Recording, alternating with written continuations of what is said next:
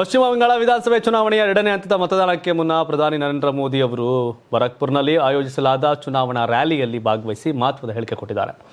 ಇದು ನನ್ನ ಕೊನೆಯ ರ್ಯಾಲಿ. ಫಲಿತಾಂಶದ ನಂತರ ನಡೆಯುವ ಪ್ರಮಾಣ ವಚನ ಸಮಾರಂಭಕ್ಕೆ ನಾನು ಖಂಡಿತವಾಗಿ ಬರ್ತೇನೆ ಅಂತ ಅವರು ವಿಶ್ವಾಸ ವ್ಯಕ್ತಪಡಿಸಿದ್ದಾರೆ.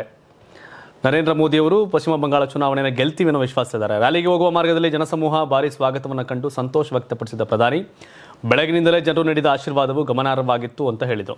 ಮೇ 4ರಂದು ಫಲಿತಾಂಶ ಪ್ರಕಟವಾಗುವ ಹಿನ್ನೆಲೆಯಲ್ಲಿ ಬಿಜೆಪಿಯ ಸರ್ಕಾರ ರಚನೆಗೆ ತಯಾರಿ ನಡೆಯುತ್ತಿದೆ ಎಂಬ ಭರವಸೆಯನ್ನು ಅವರು ವ್ಯಕ್ತಪಡಿಸಿದರು. ಈ ವೇಳೆ ಪಶ್ಚಿಮ ಬಂಗಾಳದ ಆಡಳಿತಾರೂಢ ತೃಣಮೂಲ ಕಾಂಗ್ರೆಸ್ ಸರ್ಕಾರದ ವಿರುದ್ಧ ತೀವ್ರ ವಾಗ್ದಾಳಿ ನಡೆಸಿದ ಮೋದಿ ರಾಜ್ಯದಲ್ಲಿ ಕೈಗಾರಿಕೆಗಳು ಕುಸಿದಿವೆ, ಹಲವು ಕಾರ್ಖಾನೆಗಳು ಮುಚ್ಚಲ್ಪಟ್ಟಿವೆ ಅಂತ ಆರೋಪ ಮಾಡಿದ್ರು. ನೀವು ಸಣ್ಣ ಆಗ್ಬೇಕಲ್ವಾ? ಅದು ಒಂದು ಉತ್ತಮ ಆಹಾರದಿಂದ ಸಣ್ಣ ಆಗ್ಬೇಕಲ್ವಾ? ಪ್ರತಿದಿನ ನಮ್ಮ ಜೀನಿ ಸ್ಲಿಮ್ ನ ಯೂಸ್ ಮಾಡಿ ಯಾವುದೇ ಸೈಡ್ ಎಫೆಕ್ಟ್ ಇಲ್ದಂಗೆ ನೀವು ಸಣ್ಣ ಆಗ್ತೀರಾ.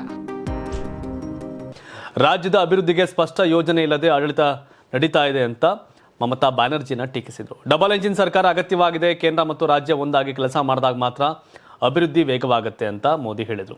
ಜೊತೆಗೆ ಟಿಎಂಸಿಯ ಸಿಂಡಿಕೇಟ್ ವ್ಯವಸ್ಥೆ, ಭಯೋತ್ಪಾದನೆ ಮತ್ತು ಅಶಾಂತಿ ರಾಜಕೀಯವನ್ನು ಅಂತ್ಯಗೊಳಿಸಬೇಕು ಅಂತ ಕರೆ ಕೊಟ್ಟರು. ಮಹಿಳೆಯರ ಸುರಕ್ಷತೆ ವಿಷಯವನ್ನು ಉಲ್ಲೇಖಿಸಿದ ಅವರು ರಾಜ್ಯದಲ್ಲಿ ಮಹಿಳೆಯರಿಗೆ ಅಸುರಕ್ಷಿತ ವಾತಾವರಣವಿದೆ ಅಂತ ಆರೋಪಿಸಿದರು. ಮತದಾರರು ಸರ್ಕಾರದ ಕಾರ್ಯಕ್ಷಮತೆಯನ್ನು ಪರಿಶೀಲಿಸಿ ಮತ ಚಲಾಯಿಸಬೇಕು ಅಂತ ಮನವಿಯನ್ನ ಮಾಡಿದ್ರು. ಒಟ್ಟಾರೆ ಬರಕ್ಪುರ್ ರ್ಯಾಲಿಯಲ್ಲಿ ಮೋದಿ ನೀಡಿದ ಹೇಳಿಕೆಗಳು ಚುನಾವಣಾ ಪ್ರಚಾರಕ್ಕೆ ಅಂತಿಮ ಹಂತದ ರಾಜಕೀಯ ಬಲ ನೀಡಿದ್ದು ಪಶ್ಚಿಮ ಬಂಗಾಳ ಚುನಾವಣೆಯಲ್ಲಿ ಹೊಸ ಚರ್ಚೆಗೆ ಕಾರಣವಾಗಿದೆ.